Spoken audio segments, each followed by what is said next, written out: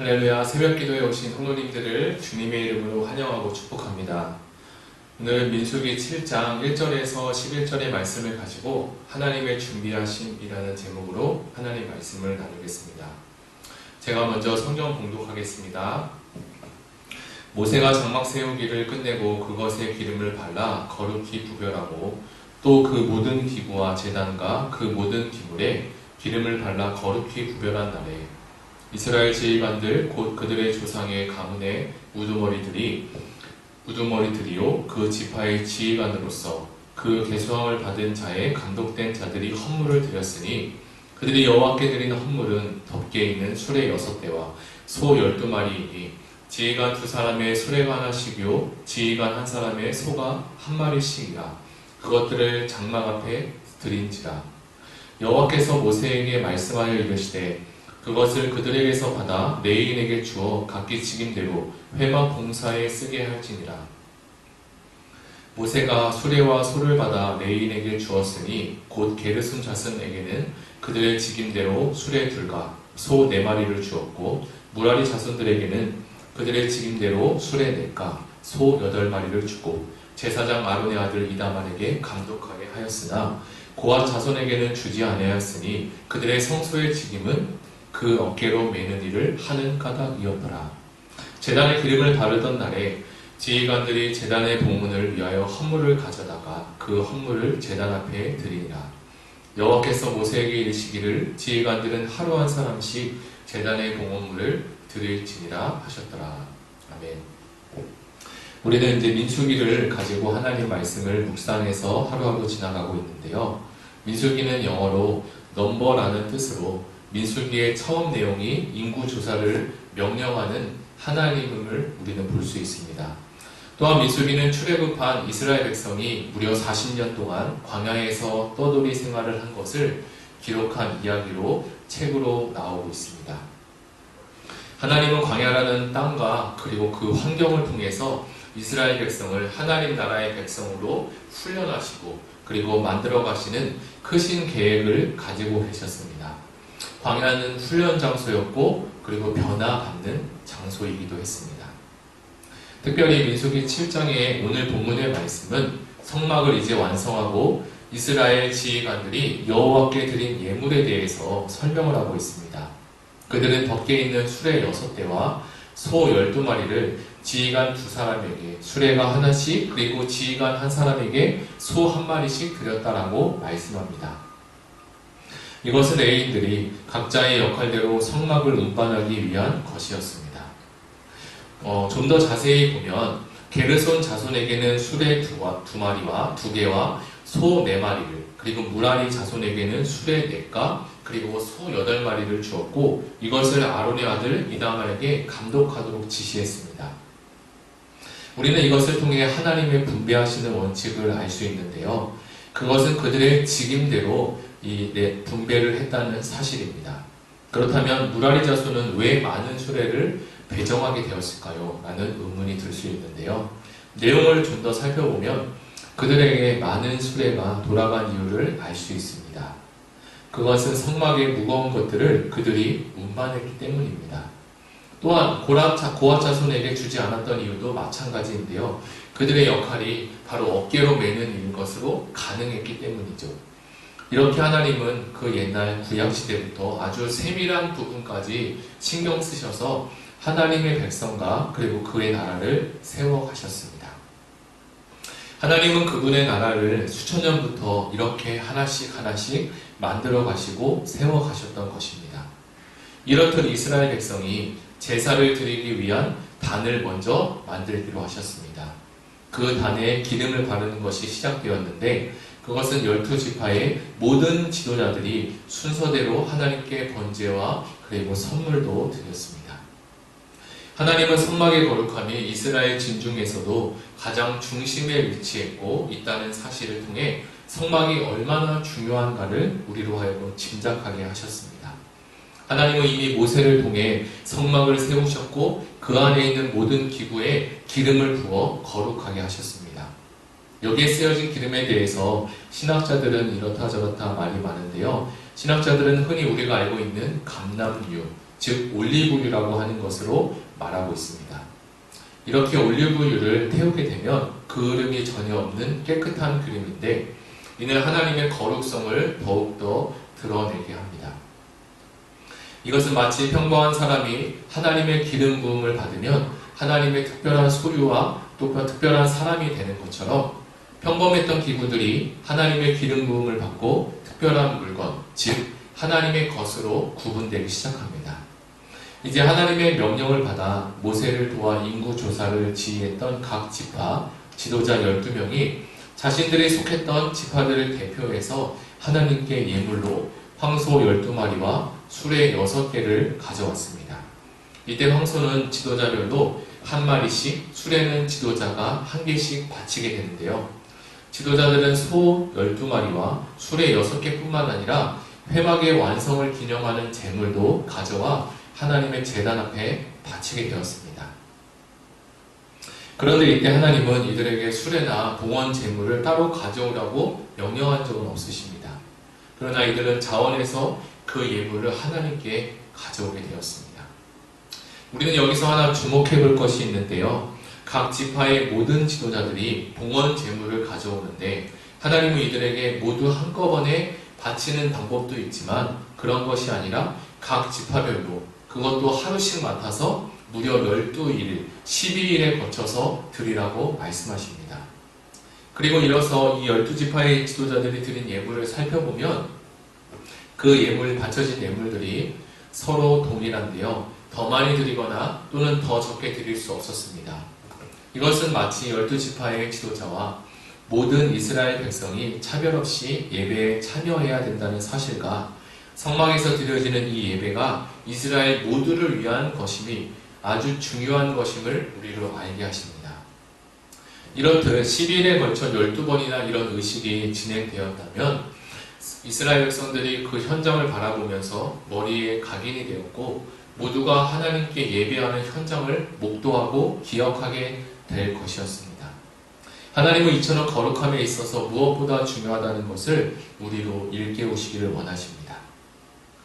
우리는 오늘 민수기 7장의 말씀을 통하여서 두 가지를 한번 도전해 보고 싶습니다.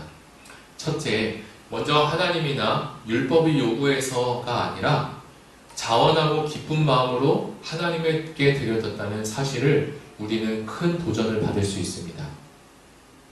물론 하나님은 억지로 드리거나 율법에 의해서 드리는 것도 인정하시지만 그것을 뛰어넘어서 기쁘고 자원하는 마음으로 드려지는 것을 더 기뻐하신다는 사실을 우리는 기억해야 합니다.